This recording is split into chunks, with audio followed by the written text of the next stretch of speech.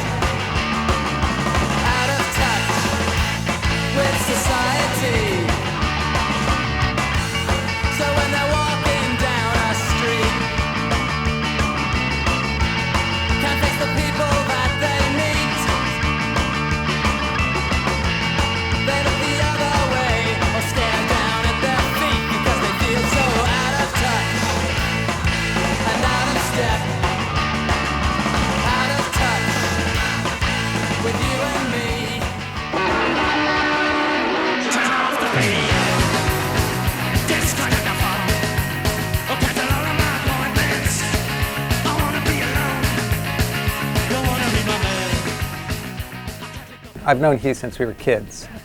My first memory of Peter was walking home from school. He was on one side of the street and I was on the other side of the street. And he went like this. I went, oh. Hugh taught me how to play some guitar, and we played a lot together. So probably from about the time we were 13, 14 years old, we were playing around with guitars. Peter and I knew in the summer of '77 that we wanted to have a band.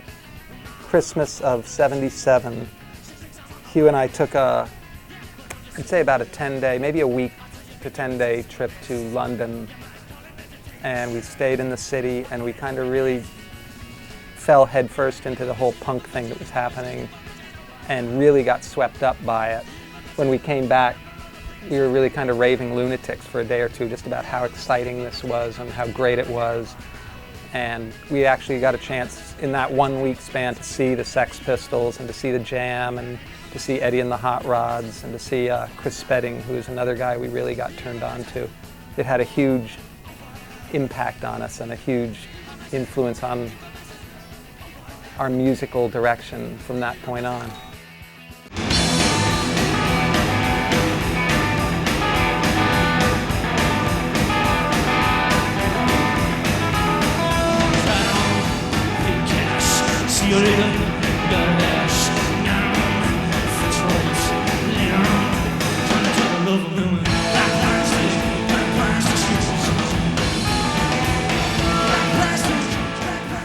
I'd been playing in a country band and with a good friend, Steve and I. And it was just like they're making great money, playing all the time, 5-6 nights a week, making $50 a night. You get free beer, you know, and the women weren't too good looking though, a lot of those places, these Navy places. We kind of wanted to steal them away from the country band and get them to play rock and roll with us.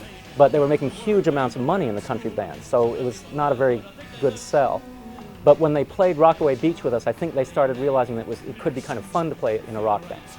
No, we just started jamming and it, you know, felt good, you know, playing like Ramones stuff or just anything, you know, getting together to play. So Peter and I put a lot of energy into getting them to be in it with us. And we didn't really want anybody else. We had them pegged as the ones who would do it and who would be really good at it. Everybody's got a man, gotta get another better.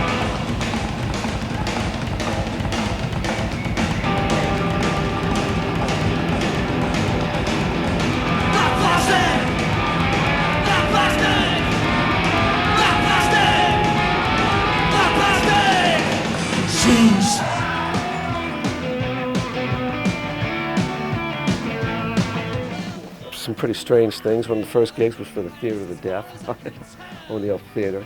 The actors were really thrilled because they got a chance to dance and to music that was so loud that they could feel it. The deaf people would come up to the speakers of our PA and put their hands on the speaker and go, ooh, and they would feel it in their chest. These were deaf people. So it was a rather unusual gig. 2/3 of the way through our performance, the Waterford cops showed up, banging on the back door of the big red barn out there at Eugene O'Neill Theater. I told them it was for the National Theater of the Deaf, and they couldn't really hear very well, so we were letting them feel the music. He just told us to turn down a little bit, and that was it. We kept going. But.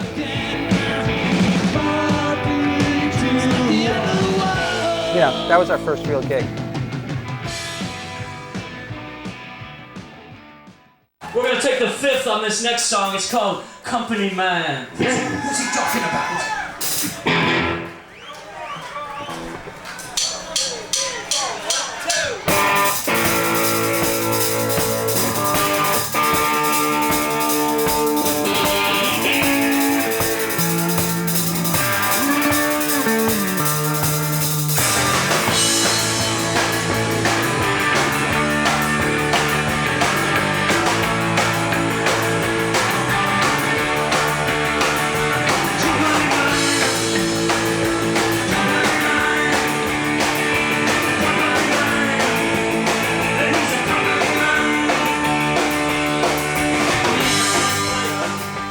New London is the most appropriately self-deprecating of places. It's midway between Providence and New Haven and Boston and New York. There's a road from Hartford called Route 11 that they stopped building at some point in the early 1970s and became known as the road to nowhere. So New London is nowhere. And the sick thing is, there's a lot of people that kind of like it that way too. It's post-meta, hip, uncool. So if you want to go to find out about the world and yourself, you go to Boston. If you want to go to lose yourself, you go to New York. But New London's the town that you stay in, or some unfortunate souls even come to, if you want to get over yourself.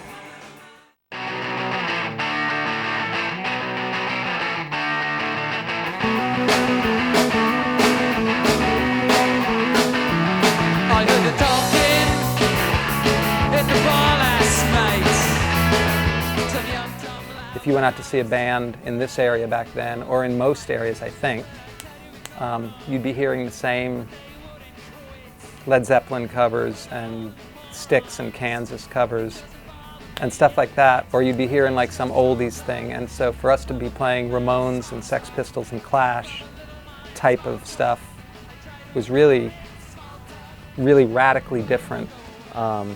Basically, we just got really charged up about punk rock and the whole idea of being able to do stuff for yourself without having to be a virtuoso at it. It was met with a lot of skepticism, to tell you the truth. I mean, far from punk having broken here, punk was really an unknown oddity here.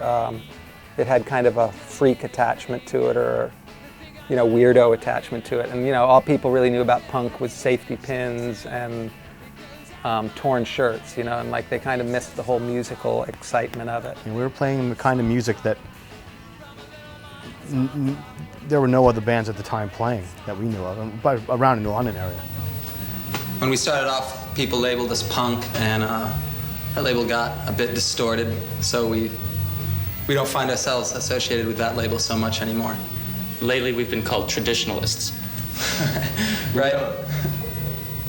There's been sort of an anti-rock and roll backlash in the last couple of years, mainly coming from England, it seems, and suddenly we seem really different. In our minds, we are just a regular old rock and roll pop band. I don't think at that time that we were all that great musically. I mean, I think in some of the bands that had been in the basements, I think maybe we were tighter and much better and well rehearsed.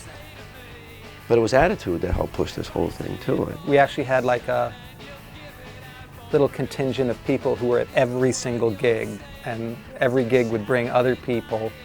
And it was just a lot of fun, There was a lot of dancing. It was back when like the pogo dance was the thing to do. So there's a lot of jumping up and down, and people really having a good time. And you know, we were kids. We had a lot of enthusiasm. The people who were there were kids too. We used to play at the Bay Café out in Waterford. And we would go around, we'd make posters for every gig. And we would just put them everywhere, you know. I remember one night we went into the parking lot, the back door, and we put them under every windshield wiper there, and they were a little pissed off at us, you know. Once you put a name around like that, and people start seeing it on every phone pole and windshield and that we could get to, the ball started to roll. I mean, people started to be curious. And we were actually starting to make some money because, you know, we weren't getting paid a lot, but, you know, every night we're making $300, $200, $400, whatever, you know. It started actually to become not only fun, but it actually started to make us a little bit of money, and we really worked hard at that. It was like every night we're playing in front of people, and that's how you get good, and we got good just by playing a lot. In fact, this one isn't even in the proper language.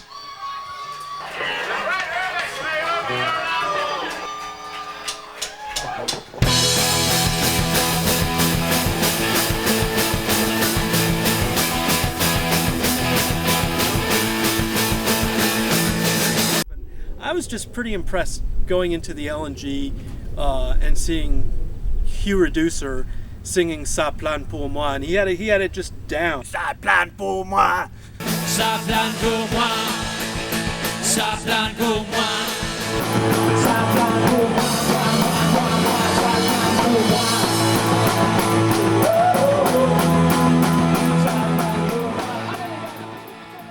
We literally had to go to New York to Bleecker Street to buy those first punk singles from England. You know, then as soon as we'd buy the new Sex Pistols single, it would be in our repertoire, and a lot of people heard that stuff for the first time by us doing it. So we learned all kinds of covers because we thought we needed to be a cover band. When the Reducers cover a song, they do it better than the original. Which is a compliment. I've seen Chris Spedding and the Reducers play back to back. They play Chris Spedding's material better than Chris Spedding can play Chris Spedding's material on a certain night.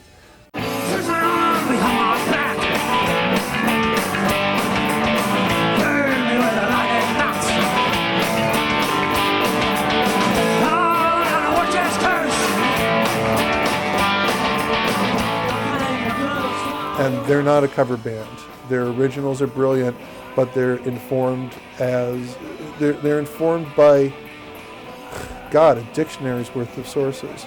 But it has no must to it. There's no mold coming off it, like coming off some record collection somewhere that's been sitting in a basement too long. We knew Jam songs and Eddie and the Hot Rods songs, and we'd sprinkle into that, you know, stuff that we'd admired from the past, like Who songs and Kinks stuff, and you know, just some good rock and roll stuff. So we kind of had a mix of the new punk stuff with what we really liked of the older rock and roll stuff. But they had really good taste, you know. You could kind of hear that. Like their taste in covers was impeccable. I learned so many new bands from them.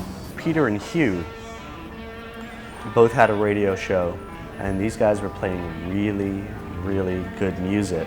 Some of it I'd heard before, and much of it never. So I thank Hugh and Peter and the band for introducing me to a lot of new music that I probably wouldn't have picked up on.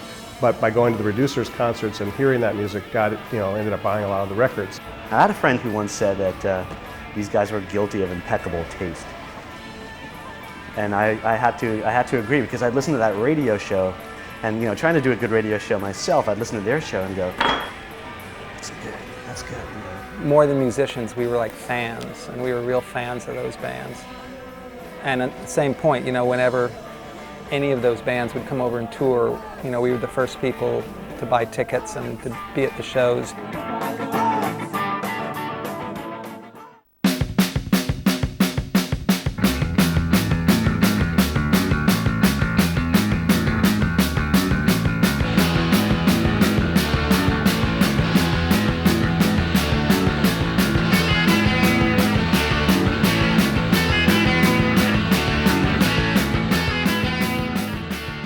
And then after I don't know, after playing out and actually getting a little bit of popularity and a little bit of notoriety, we realized we really should be writing our own songs, or we're kind of a bogus punk band.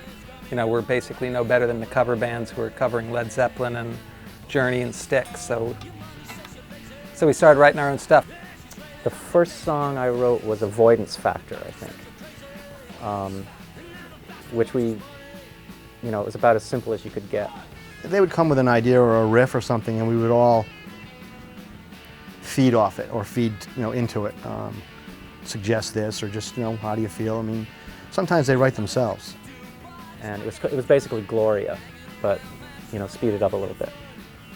Except Steve had this great bass line that he put into it, and then Peter stole the riff from a Bachman-Turner Overdrive song, and that all together it kind of fit into something. Now the doctor says you're crazy. Now the bastard wants his money.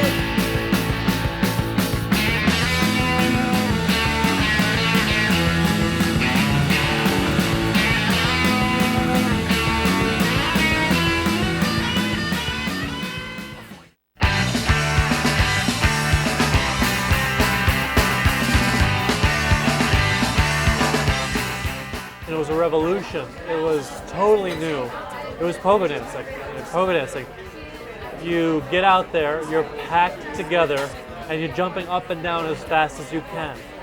Fast, takes your breath away, a lot of sweating, a lot of pushing and shoving. And it was completely new and exhilarating. The Reducers would hit, 3 notes to their first song, and the dance floor would just be swamped with people. I think it's a Reducers phenomenon. There's a certain style at a Reducers show, the way that the people dance. It's kind of a cathartic experience. I mean, it was almost tribal. People just went nuts. It's like the people who used to go see him and dance and pogo all the time. Everybody would know all the lyrics to all the songs, be jumping up and down, sweating, and people wouldn't ever even stop dancing. It was just like a marathon. After 3 sets of them playing at the L&G, we were so sweaty by the end of the night that at one show, my girlfriend and I drove home in our underwear. I guess it was probably not like any other dancing. It's a dance I've never really seen anybody do anywhere else. Not pogoing, not slamming. Like a giant punk aerobics. And as you were dancing, the arms would go like this. And occasionally somebody would get smacked upside the head. Well, yeah, I mean, the Reducers just compel you to dance.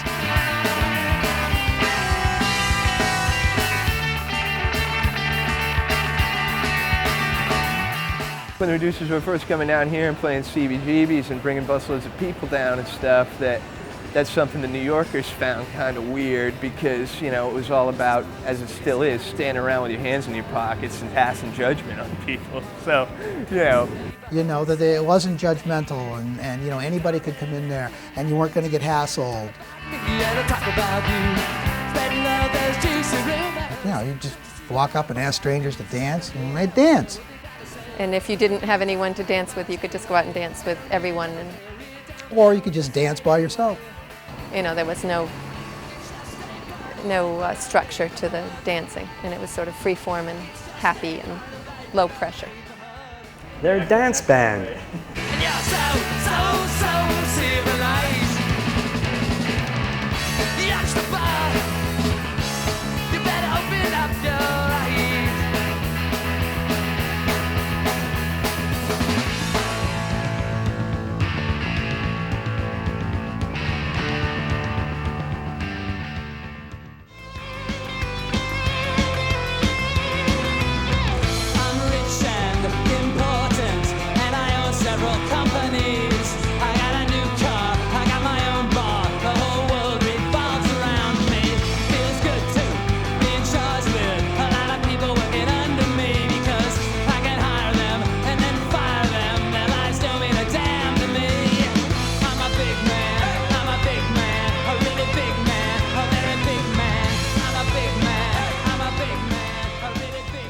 We had this guy, Ken Evans, who wanted to be our manager.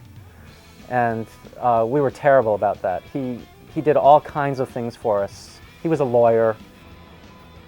I liked him right away. I had background in rock and roll, in pop music. They became the Fifth Estate, who had a hit with Ding Dong the Witch is Dead was their hit.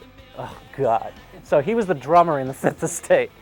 Played a lot, been on major TV, all kinds of things. So I had some experience.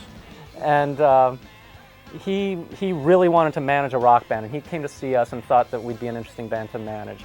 They basically were a very good, and I thought great, local band at the time. But, you know, the question is, how do you move it to the next level? But I think we disappointed him time and time again. You know, he had all these specific ideas about how we should be and how we should act and how we should play, and we didn't go with any of them. He wanted us to wear the same clothes. Okay, so you want to wear a t-shirt, that's fine. You don't want to put on a gold lame jumpsuit, that's fine.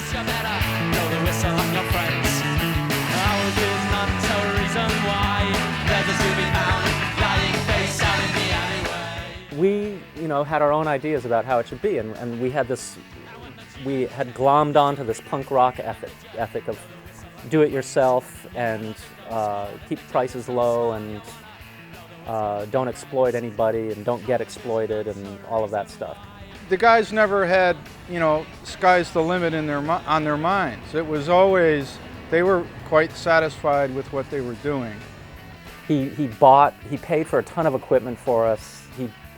He bought us studio time. He just really, he took us to publishers in New York, and he really tried to make us successful, and we fought him tooth and nail all the way.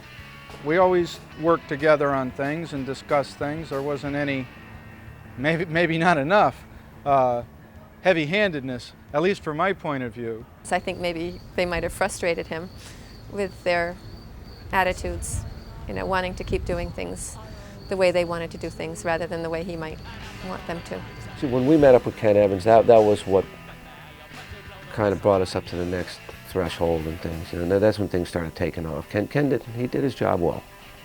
I don't know if he ever gets enough credit, really. I mean, I think Ken did do a lot of good for us, you know, and he really got us going in the right direction, you know. But he was a really nice guy and really helped us out. I don't think we would have recorded without his help, frankly. We didn't think in terms of an album at all. We thought in terms of a single. Singles were the cool thing for us. That's what all the punk bands put out. They put out singles, they put out 45s with picture sleeves. So we, of course, wanted a 45 with a picture sleeve. And that was about all we could afford anyway. I wasn't all that pleased with it. I didn't think that's... It's someone else's interpretation of what you sound like.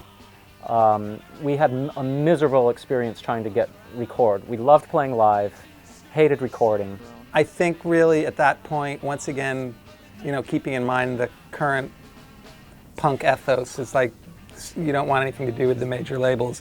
This is the kind of thing you can do on your own. You know, the kind of studio setting that we had kind of imagined a studio should be. You know, it was in a barn, on a farm, and the mixing board was, they had taken it from John Lennon's sessions at the factory in New York or something like that.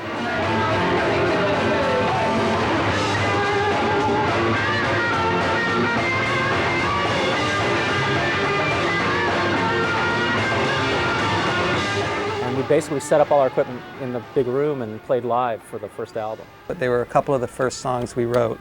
We recorded Out of Step, which I wrote, and No Ambition, which Hugh wrote, and it was kind of a double A side.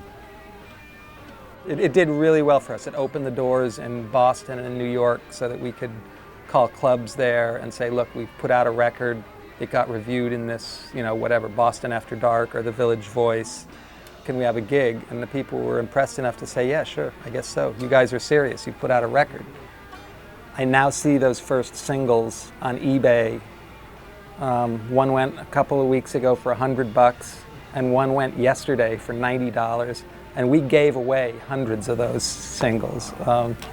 And if we sold them for $2 a piece. And now I see them on eBay for $100, which is pretty mind-blowing. And it's not going in our pocket. Available on vinyl this week at your favorite record store. It's called No Ambition.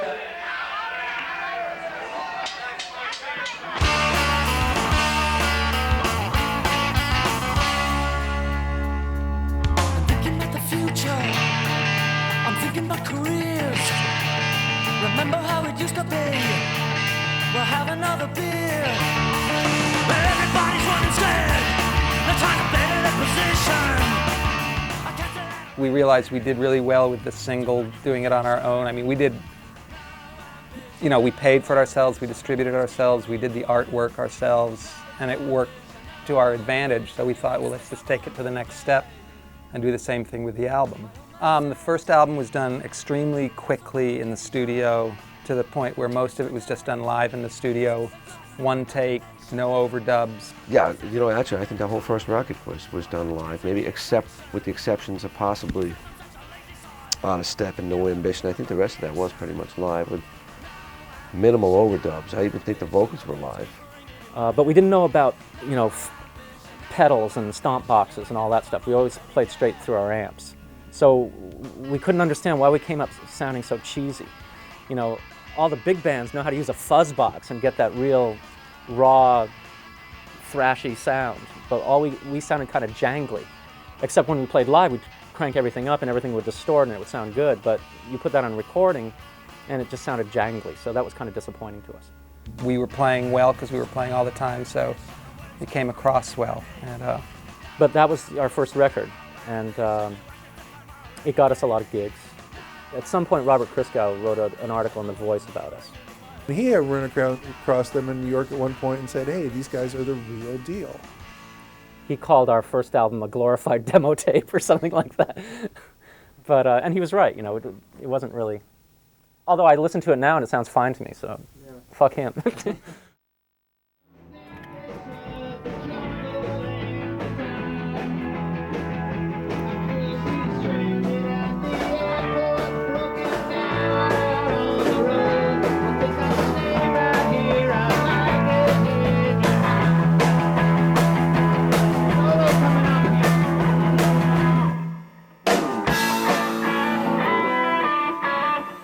How about something like don't whack, ba-da-bum, boom, No, but there should be something like maybe. Do you see where that bridge might work or no? I think so. I'm wondering if there could be something more nervous. Like, Tommy, can you do something kind of nervous? And that's what I was thinking. I was thinking of, do you know what I'm talking about? I have no idea what you mean. All right. So if we're going to perform it, then we should have that stuff in place. It's just that one part.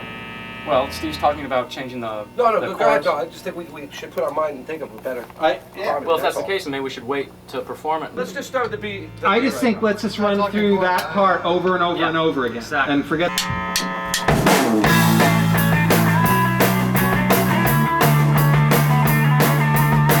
There's lyrics that go with this bridge? Yeah. Oh, cool. Where were you? If you weren't so concerned about your solo, Hugh. What you got is bad. I think we could do better. Yeah. That's all. And we've already performed it. Like, I think any work we put into it tonight and next Fridays is going to make it better than the last time we did it. Why, look, it's Eddie Wilson and the Whales. Look at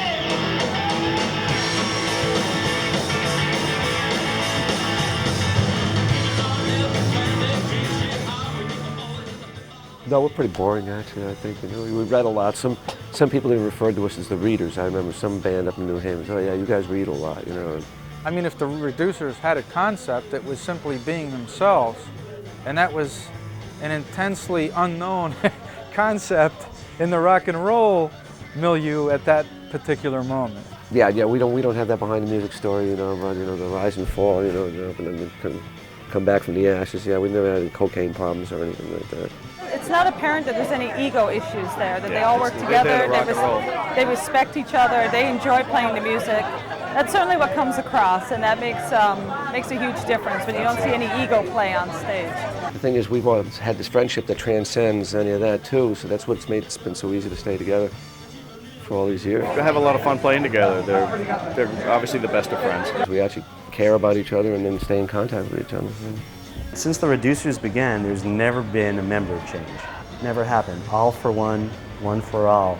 Look at the song credits on their record. Birdsall, Detmold, Kaika, Trombley, or the Reducers. They share their credits. You don't see that too often. The real bond here is that the four of us all just love music, and thankfully it was very similar music.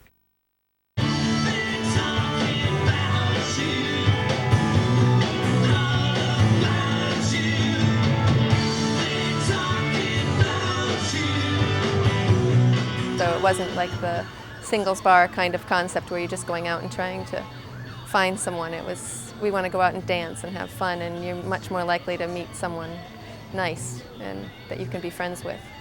It was a great way to meet women. It really was, you know. A lot of the people who hang around in New London became friends at Reducers, and a lot of romances, which I always thought was sort of a healthy way to meet someone. I've seen people go to those shows that now have kids, and yet they still go to the shows. There are a lot of people who met each other at Reducers shows who are married now. They played at my wedding. That was the first wedding they ever played. They played 5 sets. They played for almost 5 hours. The place was packed, and my relatives, my older relatives, stayed. They enjoyed the band. It was just wonderful.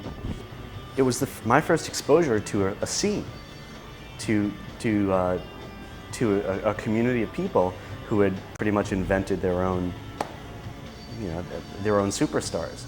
And I saw it happening before my eyes, and I wanted in. It's punk rock, but it's a gentle, loving community of people. They had a great fan base.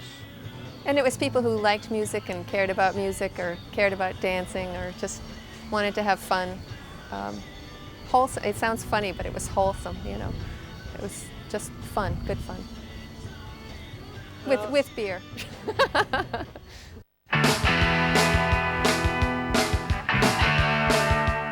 But I think the Reducers are pretty much like, the godfather of that, hey, we can do this, and kids went out and got guitars and played, They totally inspired me. My music sounds nothing like theirs, but there was something very life-affirming. I know it sounds corny, but... It certainly was like partly the Reducers' fault, I guess, that we're on the scene at all now. They let bands open up for them to be nice, to give them exposure. I mean, come on. They asked, do you want to play, open up for us at the L&G? I'm like, oh, yeah, I think so. Oh, yeah, I think we can arrange that. To have them like put you on the opening slot it's a big deal because it exposes you to a lot of the scene.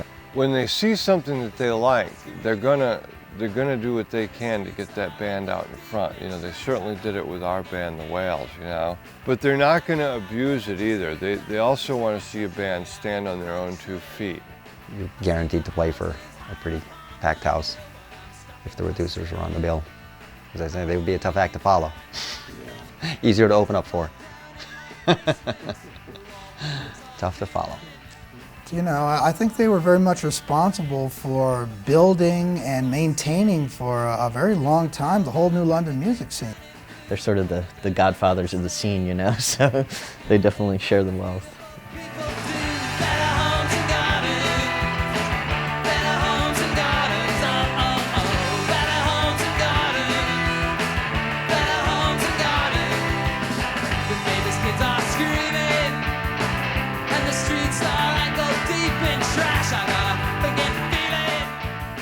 I think that their success and as much as their success, their commitment really helped establish a scene that was good for all the bands. Without it's like a mall. Without a Macy's or some kind of anchor store, the mall's not going to do as well. Like, in some way, the Reducers were like the anchor store of the New London rock scene.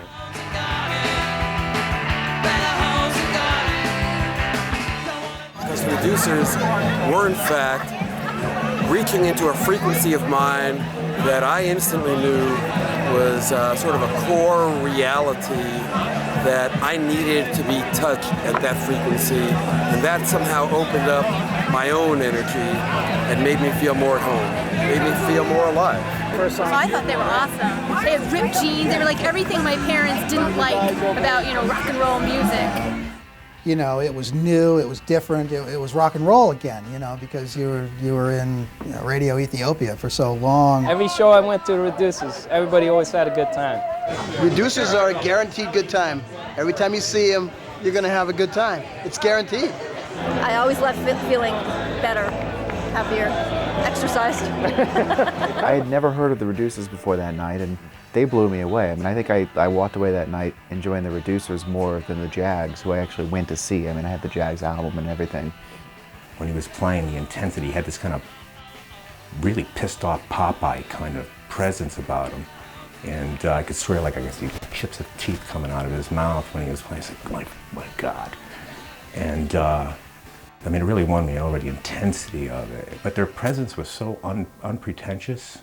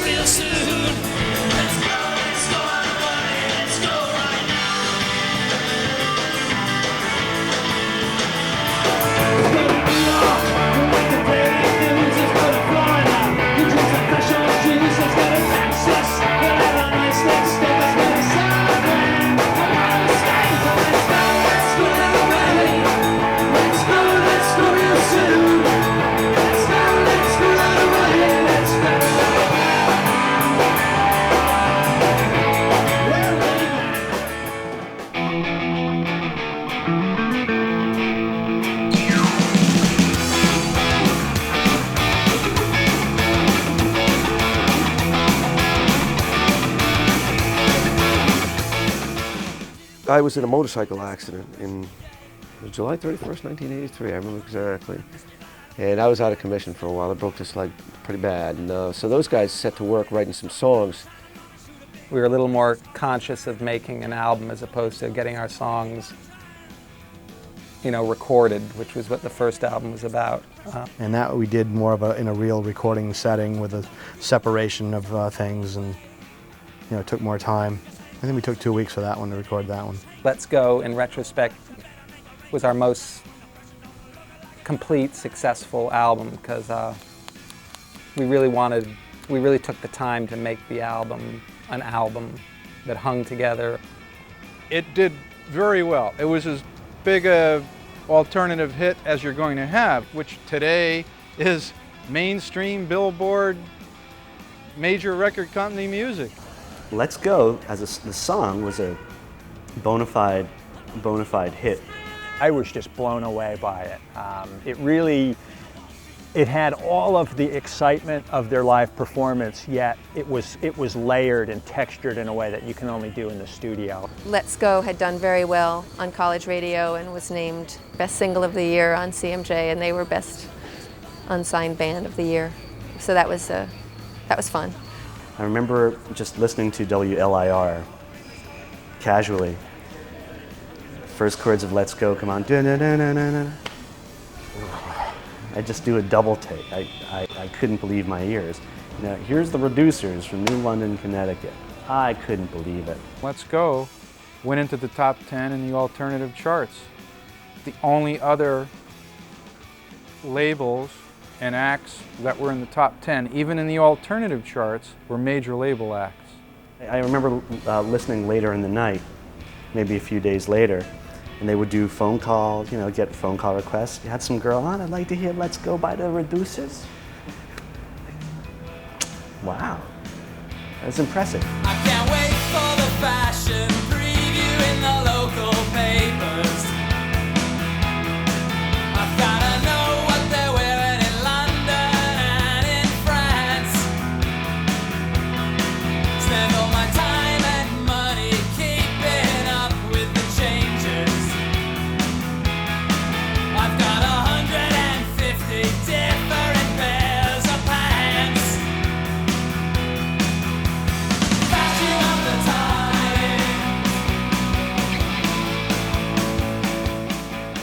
At Irving Plaza, there was one of the showcase nights, and it featured Jason and the Scorchers and 10,000 Maniacs. In between the bands, a DJ was spinning records, and the place was just jam-packed. The DJ announced the upcoming lineup for shows at Irving Plaza, and when they said the Reducers, the place just erupted, and wow, I had no idea the Reducers were so big in New York. In fact, he played the entire side of the first side of Let's Go album, and the place, everybody was dancing in the place, and I just said, wow, how could this be? This is New York City, people are dancing. Here I am, I think I'm like 17 years old. I'm in Irving Plaza for one thing. And seeing them on that stage, I'm like, wow, they were, I mean, it was a madhouse. I mean, everyone very well embraced. They were awesome. Fashion of the times.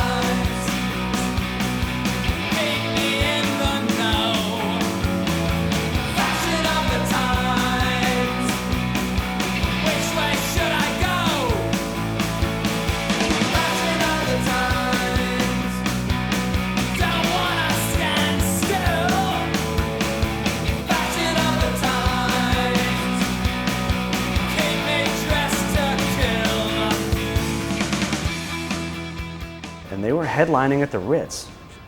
Big deal. So that place holds, I couldn't tell you how many people, but it's a huge venue. They headline the place and everybody, that was a big rock show. I wanted to see them do something interesting for their fans. I think that's a show where they bust in. They had a school bus full of New London locals. And I just hired a bunch of buses. You know, everyone was excited. You know, there was press in the paper before we left, you know, that we're going on a national tour. And it was like the triumphant return to the big city. I guess that we just previously played up in Buffalo the day before. And we get to the Ritz, and this is the first time this had happened. Stagehands come out and start grabbing all the gear. It's like, you don't carry guitars or anything like that. They carry everything in for you. This is all right. And it was quite a load in too, you know. So they got all the stuff in, and then we were well aware, you know, when you talk to your girlfriends or and things, you know, the buses were coming up, and that was really terrific. Yeah, they filled the place right up. But I don't think they needed it. The place was packed. And the people who ran that place, who heard everybody there was on record at that time were all playing there. They said, this is one of the better bands I've heard.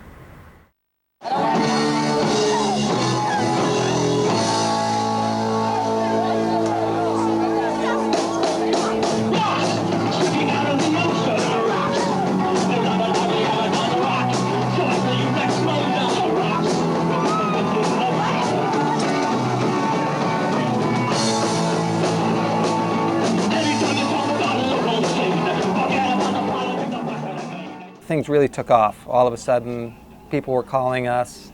We had gigs whenever and wherever we wanted them. We kind of hit the road at that point. We were sent out on a couple of week-long Midwest and Southern tours. Well, one big thing is we got a booking agent out of New York City, once again, who called us. You know, we didn't have any idea about how to go about finding a booking agent, but the next thing you know, we're going out for 20-day tours, 30-day tours, you know, so we're just playing nonstop.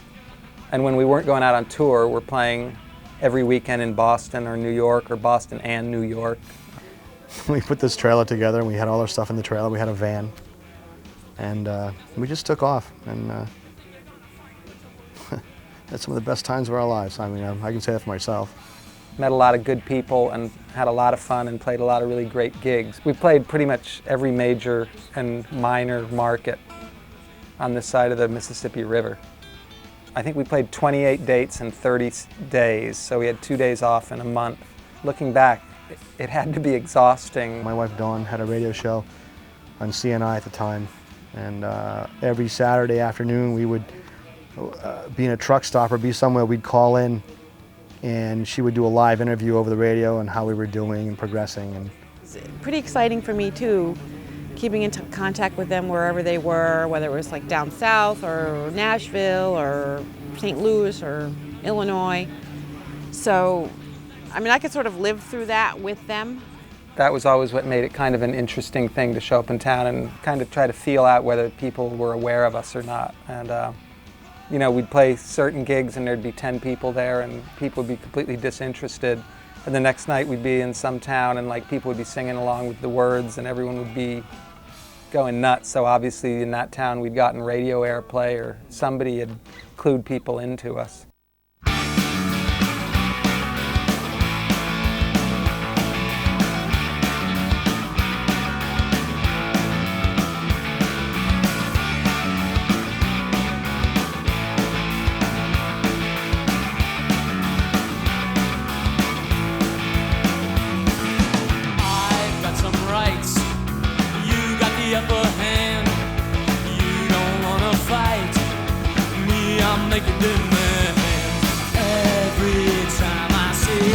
I just gotta say, how did your mother ever let you get to be that way?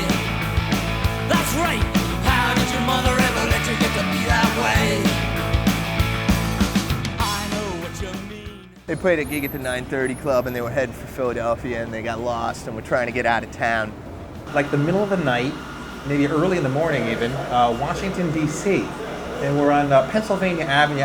I don't know what the hell we were doing or where we were going.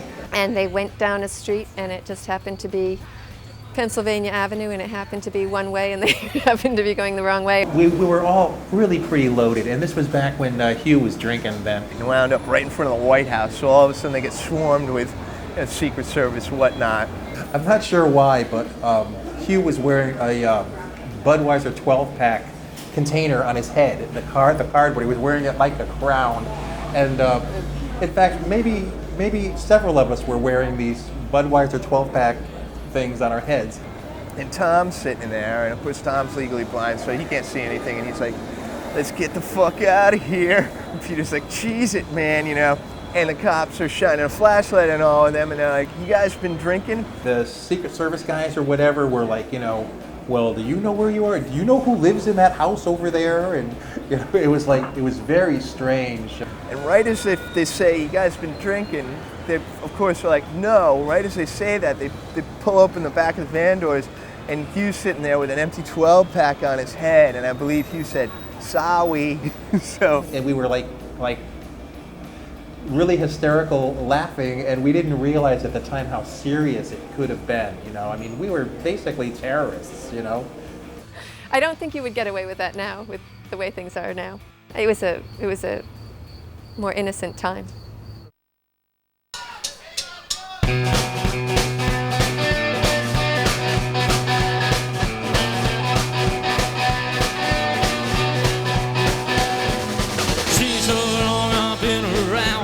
Fingernails get long and brown.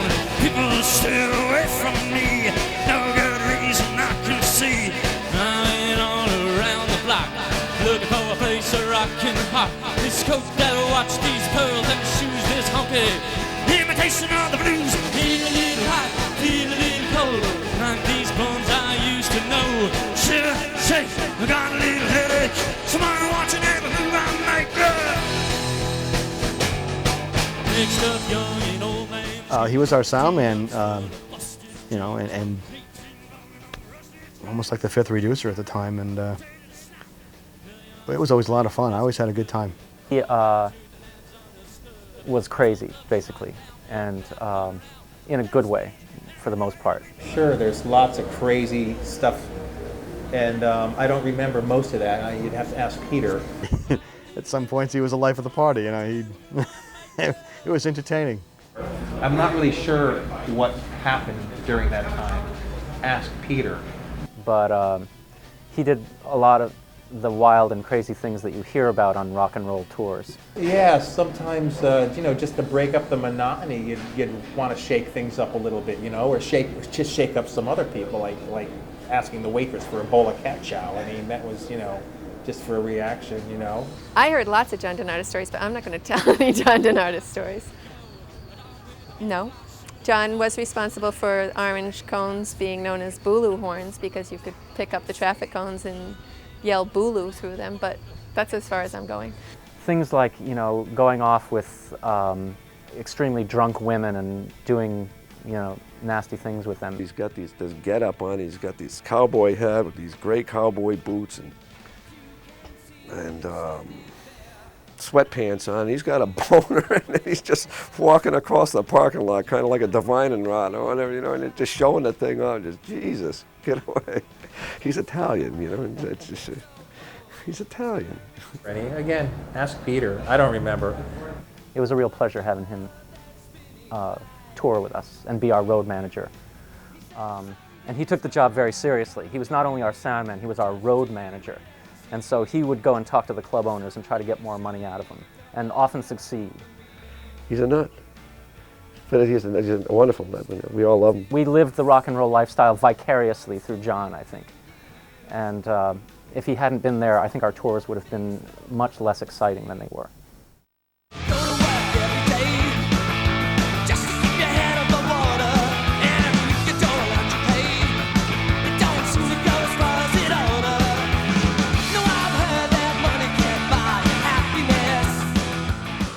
We got contacted by lots of labels after Let's Go, because Let's Go really got noticed by people. We were #2 in the CMJ charts after the replacements. I wouldn't be surprised if we were ahead of bands like Smithereens and other bands who got signed and went on to major label success. There were so many carrots dangled in front of us. And we were all ready to bite at them.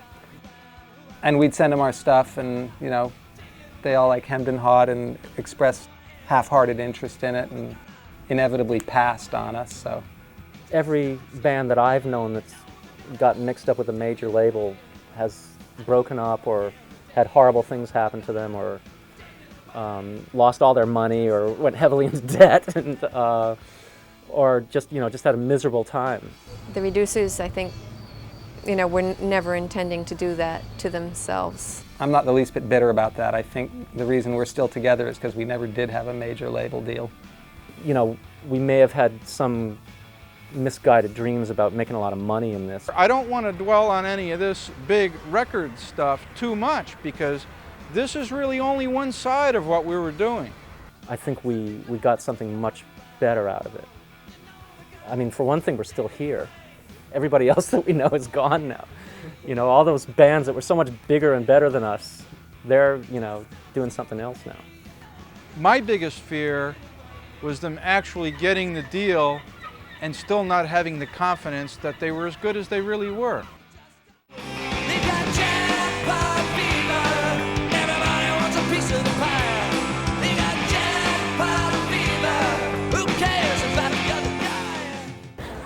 Around 85 or so, when they were showcasing for CMJ, they kind of screwed up one gig in front of the A&R community in New York and quote unquote blew it or what have you.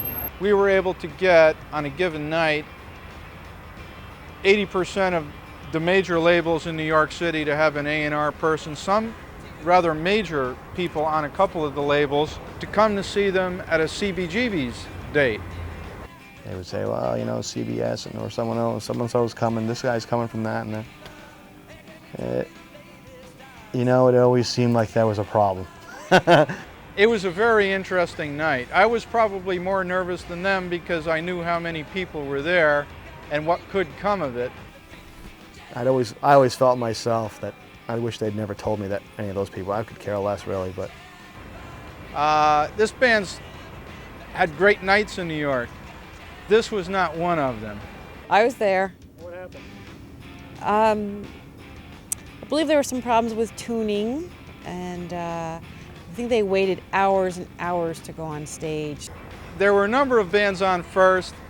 They were playing last, which I thought was a good idea at the time, but then I realized maybe not. I mean, typically at CBGBs there were 5 or 6 bands, and if you were like the 5th band, you weren't going on until 1 o'clock in the morning, and you were exhausted, maybe even a little inebriated at that point. Well, we'd all had a lot to drink, which has never stopped us in the past or the present, really. But that night, we didn't put our best foot forward. Yeah, it was the worst I ever heard them. They weren't only the worst I'd ever heard, but they were farcically bad.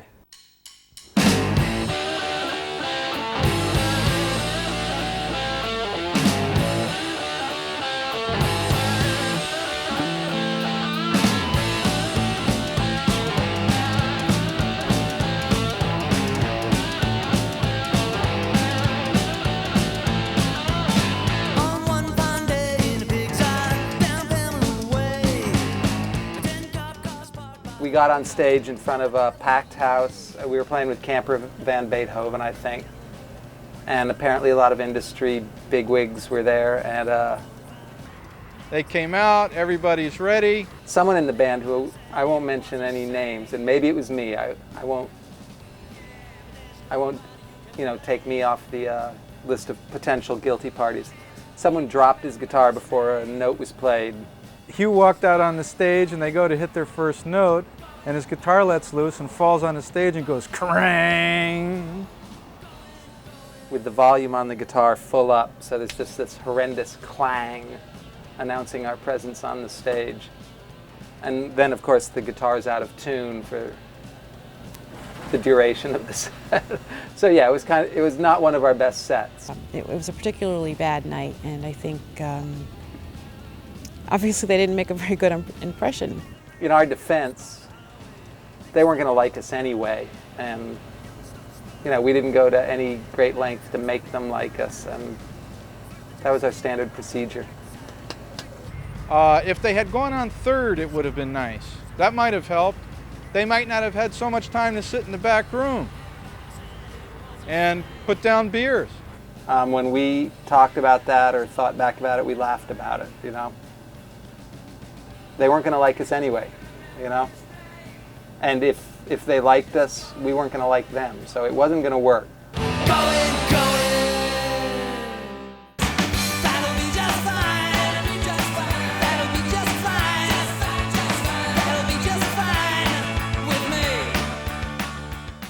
I think the question of whether the Reducers ever could have been really big is one of the, I mean, that's one of the ultimate questions of the new London rock scene. If they had toured and really gotten the same kind of following that they had in Connecticut in other markets, then I think the energy that would have been created from that could have had an effect on the labels. You know, I think a lot of bands wanted to stay independent. I mean, that was what they were suited for. You know, they were going to make records that pleased them and did not necessarily have enormous commercial aspirations. And I would say that the Reducers, you know, it doesn't seem to me now that they were seeking to become, you know, the next big thing.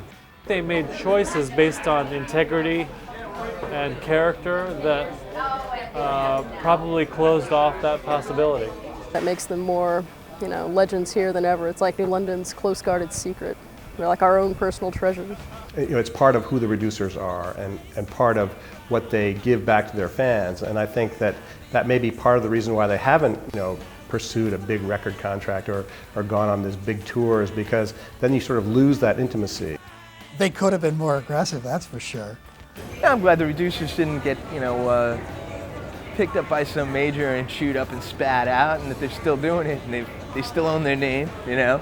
They could have burned out a lot quicker and gotten jaded with the whole system and not wanted to play music anymore. So they missed an opportunity. I don't know. The fact is that you could have put either of these albums out on, you know, on Warner Brothers or on A&M or on Chrysalis or Epic, and it would have done absolutely nothing, and the band would have broken up, and they would have been miserable and bitter and frustrated, and they would never have played again.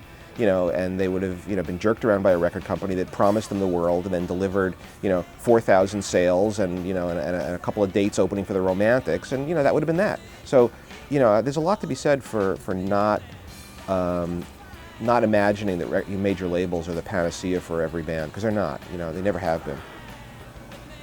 Who knows if that would have happened to us, but it didn't. So we're still together, which is the real story.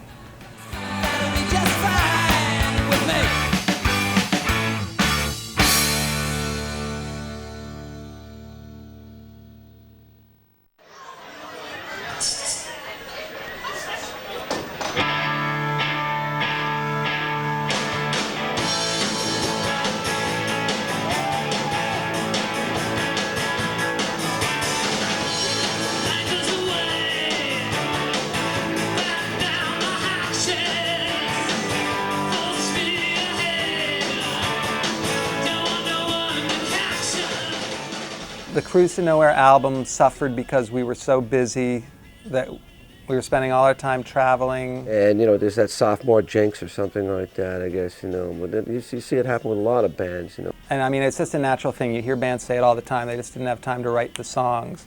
Yeah, I think if we had had the time, not necessarily studio time, but just a little bit more time, you know, to craft these songs. Although there's some great stuff on it, and once again, it did really well for us. And when it came out, I don't think that we even really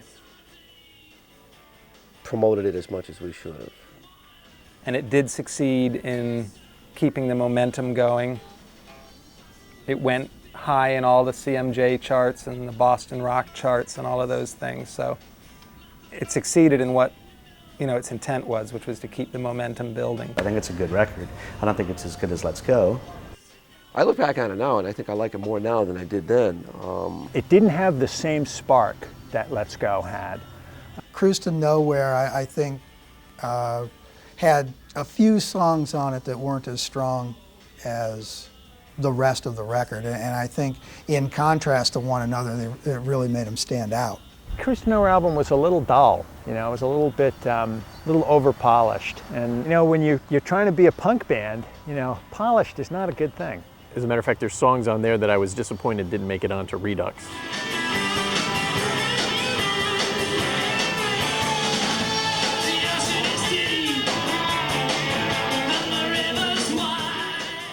The Reducers every year would play on the either the Block Island or the Long Island Ferry. Comes out of New London, and they'd just go out and cruise around. Everybody would get really drunk and listen to some rock music and have a good time. And they would call it the Cruise to Nowhere. I think the feeling was that, you know, it was kind of the Reducers were on a cruise to nowhere. There's this sense that the Reducers were you know, spinning their propeller and not getting anywhere. And I think that was kind of, some people thought it was sort of ill-fated to have that name. That was not a negative play on words or anything in the title of the album. That simply came from a band playing on a boat, going out in the Sound, turning around and coming back, and people having one hell of a great night.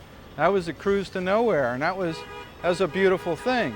If you're of age, you could go booze, and we'd always smuggle beer on somehow. And that was just like scandal. You could go there and have a lot to drink, and no one really cared, and you could go out and just like booze it up. I mean, it was a pretty amazing thing, and you know, to be able to do that, go out on the water around here, and to see bands like the Reducers, I don't know, it's pretty special. It's a really cool thing.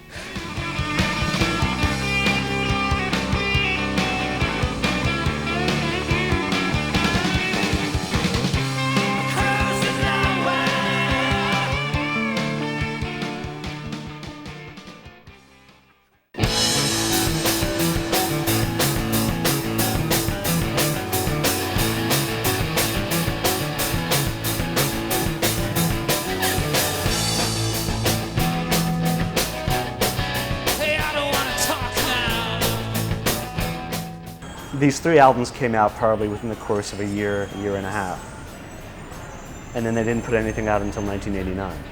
Now, that's a problem.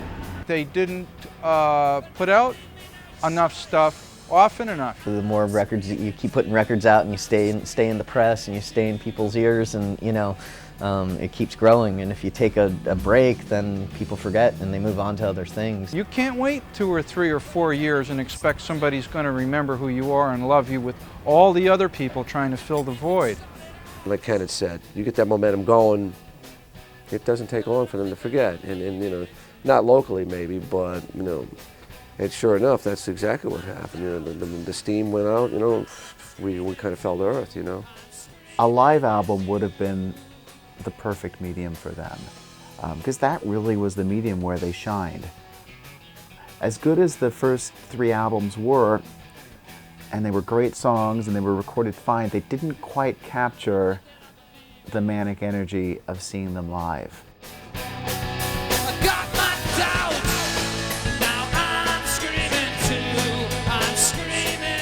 Lots of people over the years said to us, you guys should put out a live album. You know, you sound so much better live than you do in the studio. So I think the idea was, well, maybe our next album should be a live album. And the first time I saw the Reducers, I felt they were capable of doing all of their things as one-shot live performances. To this day, it's proved too overwhelming a thing to like listen to live tapes and like pick this take or that night or that night. Would have done well for them and would have kept them going at a point and at a time where it wasn't in the cards to run back into the studio. We actually did put together a live album and got as far as having artwork and a title and everything, and we just kind of dropped the idea, I think, at some point. I met Ken Evans in New York. He played the master of what was to be the upcoming live Reducers album. And I was just really impressed with it. I said, wow, this sounds just so great. He says, yeah, the problem is they don't want to release it. Yeah, I personally don't think that the songs were well enough recorded. He said, well, you know what? When you get back to New London, talk to Peter, you know, convince them they've got to put this record out. And if we were to put out something else that we didn't feel 100% behind, we would just be pushing it a little bit too much. And I think that it could have also sealed our fate as like, you know, the other way too, rather than just, you know, stay in college radio's eye. And I ran into Peter in the stairwell and I said, Peter, I listened to that live album master, it sounds great. And Peter just looked at me and says, I'm not going to talk about it. And I go, oops. Obviously, like, if they were able to release more records, you know, successfully, I think, you know, would have kept things growing.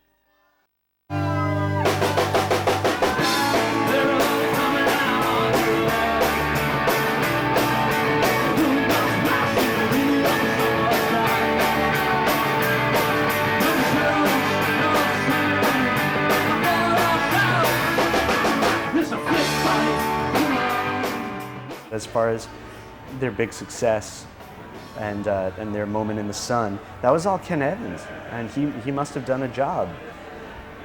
He had his promo machine working. We had a dinner together right on the green in New Haven, and we went in there and had a few beers, talked it over, and I said, look, you guys need things done here that I can't do anymore. You know, if I have any real thought on this at all, I feel that, not that they should have listened to me more, I should have been clever enough to get them to do it. So I kind of hoped that there was enough momentum out there that they could go out, do their thing, inquire themselves, come up with somebody even more stellar and more in love with what they were doing, and that would take them over the top. And, you know, that didn't happen, but they didn't crash and burn either. As you may or may not know, there's a record coming out in January with both of us on it. There's a song from it. This is for Danny.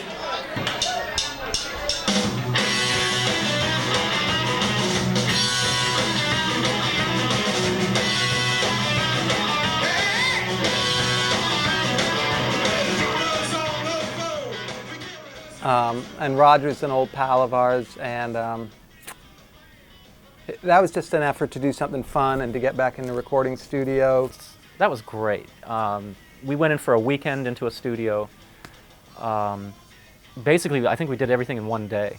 I love Roger and his music and everything else, but he wasn't that well known. And for them to do a collaboration, to me, didn't make any sense. It didn't seem to me, from the reducer's perspective, to move their cause along.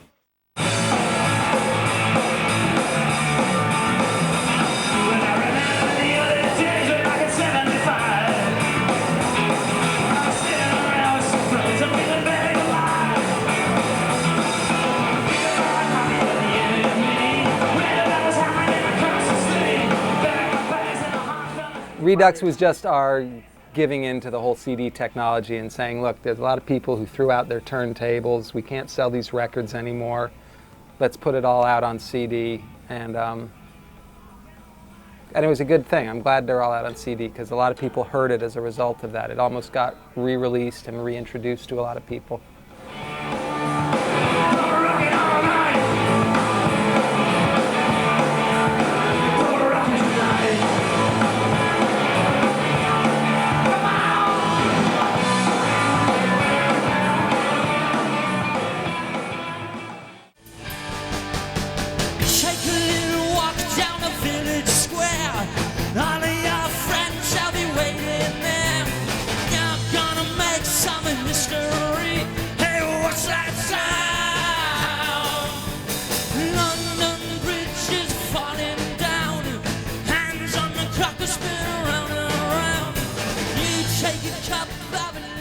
We'd kind of given up any kind of grandiose plans of making it big. It was more for ourselves, you know, for satisfaction and enjoyment. It was a fun experience. We were working with our good friend Richard Bruckner. It was his first real shot at producing an album.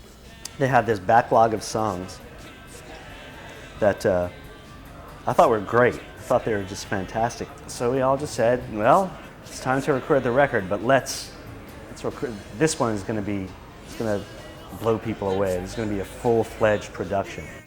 I got to really like recording, working with Richard, because he would show you everything, what he was doing and how he was doing it, and give you reasons for things, and just involve us in the process. Let's layer guitars, let's do the double tracking whenever we can, let's get little bits, let's go for perfection on these little tiny bits. And we spent almost I'd say it took a year for that record to get done. And we had a lot of fun in the studio with him, and I think the results are real good. I mean, he really understands the songs. He's seen us enough. He knows us, our different personalities. He knows our sounds. He knows what my bass should sound like. He knows what Hugh's guitar should sound like. And he's like in everybody's corner, taking care of the little things. Some of the songs weren't exactly ready when we went in, and he molded them, helped us mold them into what they are. These guys have been listening to music all of their lives. It's not as if the only thing they ever knew was punk rock. And that first album has great track after great track, and they're played so fast and with so much energy that it was just so easy to say, okay, these guys are, good kind of punk rock act. But they had a lot more going on, and that was one thing I think we all wanted to come out in Shinola, was that they loved rock and roll records, and they wanted to not wear the influences on their sleeve, but to kind of wrap it into the music. And I think it's successful. I think it's a great record.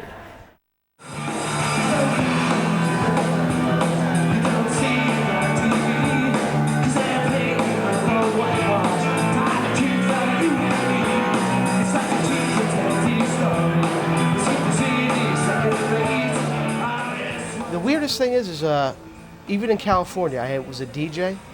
Naturally, I got the Reduces records, so I put them on. And you would not even believe how many people were like, holy shit, do you have more of that? You're like, I know the Reduces. I'm like, really? And, they were from the West Coast. So when they first opened for the Replacements, and he had a good grasp of who they were and liked them a lot. So Paul came around backstage and, was like, the Reduces. Yeah, I know you guys. I got your records. And Peter's like, yeah, bullshit. You don't know who we are. And Westerberg goes, no, I got the red one and I got the blue one. And Peter's like, that's the way we refer to them, the red one and the blue one, The Reducers were opening, and Westerberg was already wasted. And he got up on stage, and he got in front of Hugh with a Polaroid camera and started taking pictures of Hugh. He was a fan. He was definitely a fan. And the security guard came out and threw Westerberg into the crowd. Not knowing who he was. And I think he was even quoted in the paper as saying that these guys were competition.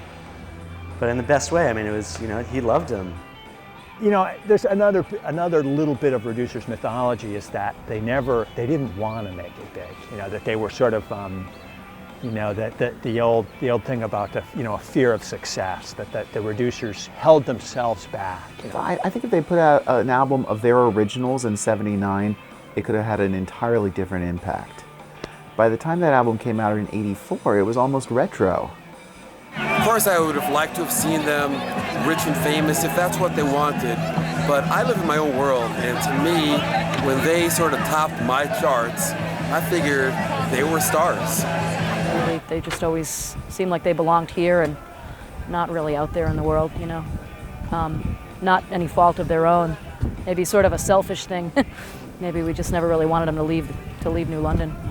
But of course, that's always the dichotomy that if the fans wish it to get bigger, and then it gets bigger, then the fans suddenly feel pushed out of the specialness of having a band that they're friends with, that they can go up to after the show and talk to, and stand in the front, and all of a sudden it's not the same anymore, and then the fans get really resentful. Like, how come the band got so big? How dare you? How dare you be successful? And it's one thing that the Reducers didn't do is sell out, just totally dumped their whole local scene. Should they have been more popular? Yeah. They're New London's liveliest cultural institution. It's not about touring the world, it's just playing good music for good people, and I think you can sustain that forever, and they're proving that,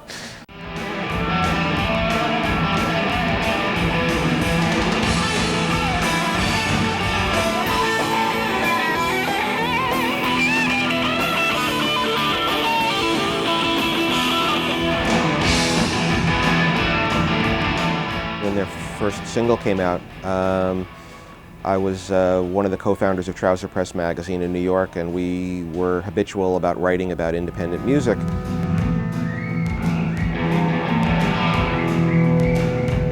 We were an independent magazine and liked the idea of bands that were putting out their own records because it was changing the whole nature of the world for us. I mean, you know, it was no longer what, you know, Epic Records wanted to put out. It was what, you know, some crummy little label in, you know, Akron, Ohio wanted to put out. And they were just one of the bands that we knew about. And then when we went to do the first record guide, we've done a series of books that have long outlasted the magazine, which ended in 1984. They were one of the bands that we included and reviewed both of their albums. The New York-centric, you know, sort of London-conscious, very forward-thinking, rebellious view, which probably explains the lead sentence of the review that I wrote in Trouser Press back in the day, which says, "Quick, name a great band from Connecticut." Well, you need be stumped no longer. Just keep the reducers in mind.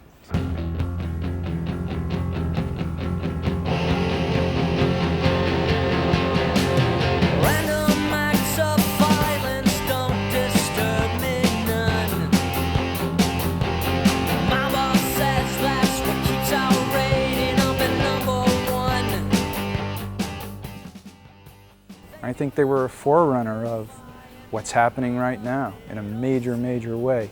Major labels, I mean, I'm talking about Madison Square Garden and stuff like that, with exactly nothing more, nothing less than what the reducers were doing then and are still doing now. They've opened up so many doors for me just in, you know, like going to see shows in other cities, going to see bands, starting our own bands, you know. They had a very strong connection to the pub scene stylistically in England, which, you know, was something of great interest to me as well. The pub scene, the pub rock scene that had preceded the new wave in England, you know, the 74, 75, 76, bands like Ducks Deluxe and Brinsley Schwarz and Dr. Feelgood and those kinds of bands. And for an American band to have those sensibilities, I thought was pretty extraordinary.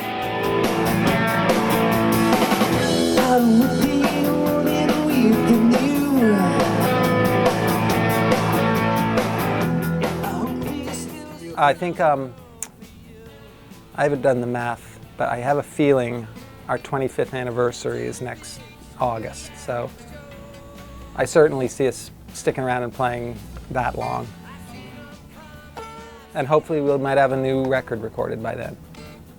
I don't know if y'all know, but we're kind of celebrating an anniversary of ours tonight. We've been together as a band 25 years, and it's been a blast, and we want to thank all of you who've been around that long with us. A record release party on our 25th anniversary. That's a good idea we had here, Bill. No need to fear things yet unseen.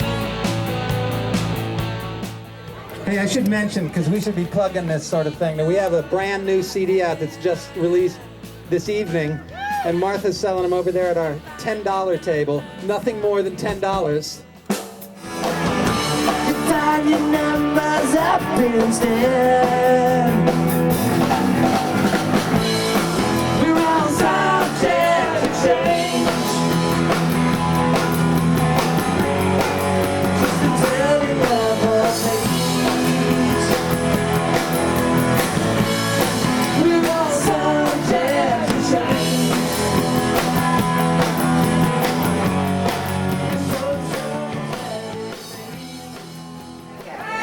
I have a proclamation from the office of the mayor. It reads, I, Elizabeth A. Sebelia, Mayor of the City of New London, hereby designate Saturday, August 23rd, 2003, as a Reducers Day in the City of New London. We've got a proclamation.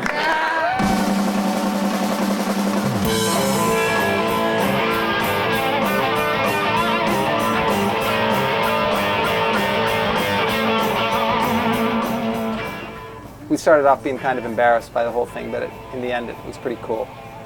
I'm here at the 25th anniversary show. At the end of the 25th anniversary show, there had to be about 300 people here.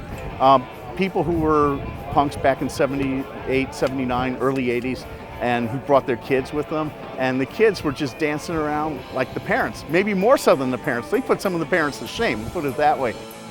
When we started, and granted we started a long time ago, but we were the outsiders. Nobody wanted anything to do with us. And the idea that, 25 years down the line, all of a sudden it's Reducer Day in New London is a complete 180 turnaround for us. So I don't know, I don't really feel a redemption, but it's a good feeling, you know. It's like, once again, we didn't come around to them, they came around to us. Got a thing to do today. That's all right.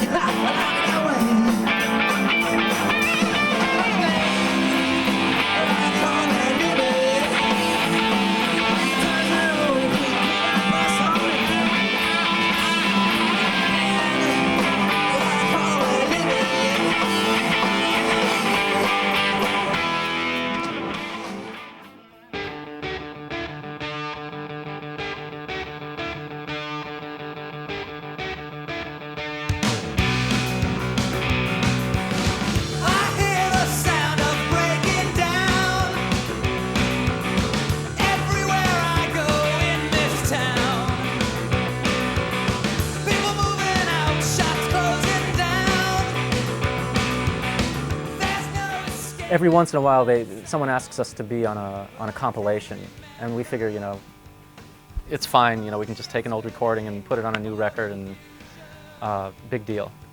And so I think Peter's stipulation on this Shielded by Death compilation was that we had to be the lead-off track, and they had to include our email address.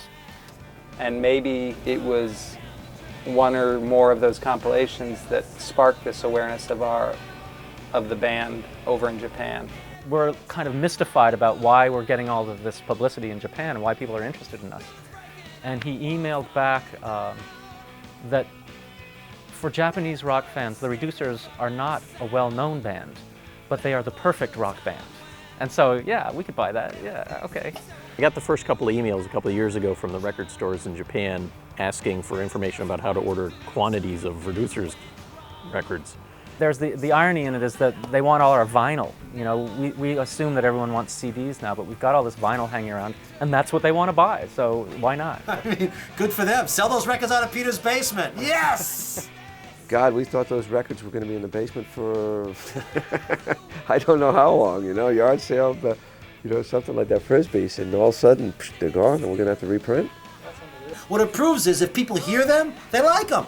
You know, it's just that simple. It's just, you know, the record industry's is horrible. You know, they won't give a band like that a chance, you know? Later, Peter gets the email from the guy saying, oh, we sold all of those now. Give us some more. And do you want a tour over here? And so we're all going, oh, gosh, our dreams come true. But of course, none of us has time to go tour at this point, so nobody can leave the country for more than a week or so. So it's pretty unlikely that we'll go over there.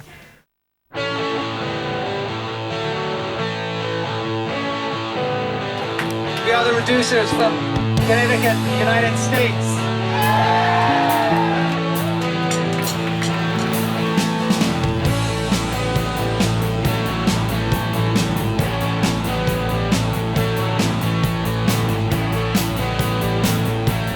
Pretty much as soon as we got off the plane, we were brought into their rock and roll scene. All of a sudden, there were all these characters drifting about that we saw continually, every day. We got to know them. They became our friends. I think the initial big revelation was seeing people in the crowd sing along to these songs at the first show. It meant that they were listening to the records, that they had the records, and that they knew them.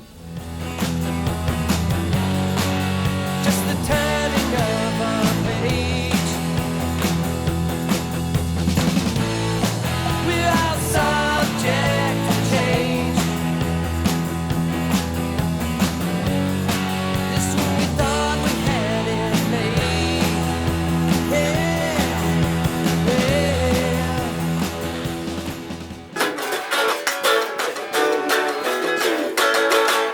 1, 2, 3, 4.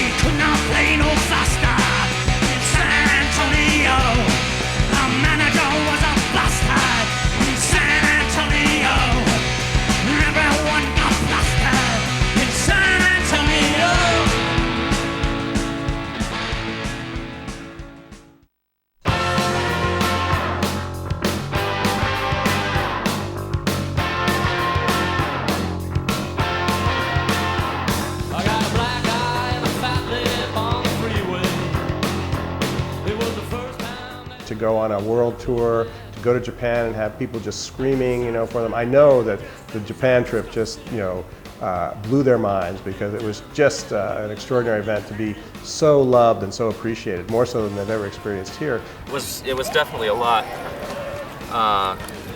more extreme than we imagined. It was like rock and roll fantasy camp.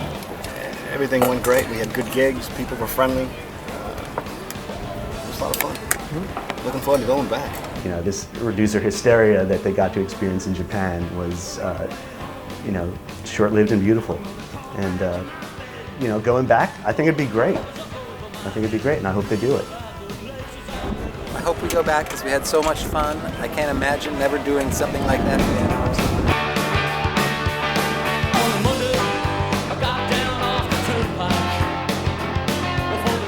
Japanese have good taste. They do. Cheap Trick. People in other countries seem to appreciate rock and roll more than we do. We kind of take it for granted. Japan is very often ahead of the curve and realizes a lot of great things that exist in this country before we do. Japanese fans are very interested in the influences of their favorite bands.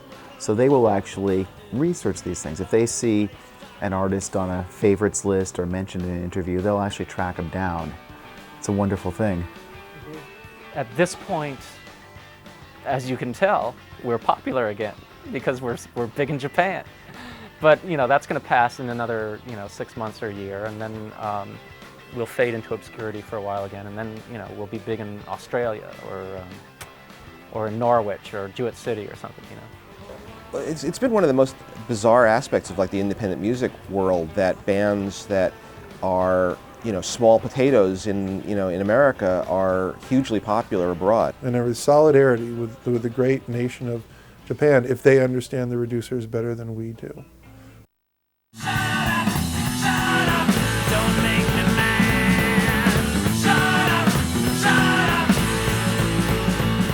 I don't have a clue what's going on with mainstream radio now, so I'm much more comfortable with the reducers operating even further outside of the mainstream. My son brings the music to his high school, and he says there's a lot of kids like it, and they really like it, and I think that's cool. I don't think any of us, really want to kick things in the head because, it's still fun.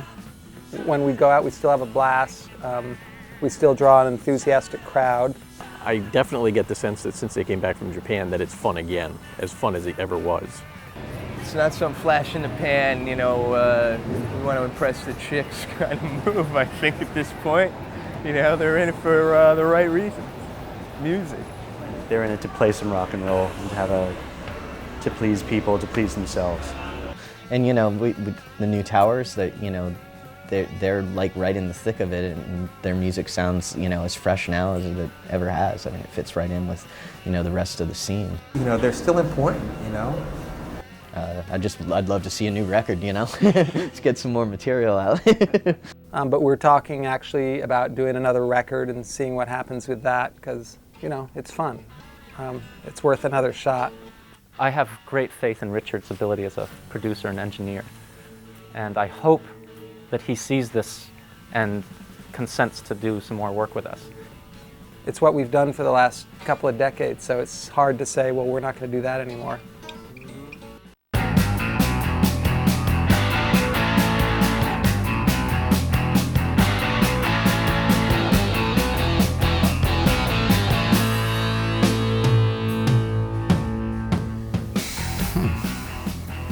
The future. If you really had the right PR and you got it out and people were sold on the story because it really is a compelling story, then maybe in 2006, 2007 they could have a piece of what never happened in the 70s and 80s. And what I hope for them is that one day one of their songs gets on a compilation, gets on a movie soundtrack. Somebody's watching out for them in that regard because I know there's some independent film that's supposedly going to use 3 of their songs. And now's the time that they probably could get signed, the way things come around, Perhaps they should have an annual Japanese tour because they seem to be rather successful over there. But if they decided that they wanted to do some work and found a sympathetic promoter over there and they started going over there once a year, could turn into a career. Let's get real gone, he said. Drag yourself on out of bed. Got this plan here in my head. You're coming with me. When we started our own label with Ken, we were lucky enough to do things the way we wanted to do it. We were always in control of it. We probably could have worked a bit harder at it, wrote more songs and things, but so we're busy having a good time. I don't look back and say, well, I wish we'd gotten that major deal or that. It was like that. It was that close. I lived the dream. I have no regrets. I'd go back and do it all over again. I enjoyed the hell out of it. I mean, I'm sure all the people who were A&R guys at all those record companies back then are long gone, long fired from those companies, and we're still a band and we're still playing and we're still making music. So who's to say what the success story is?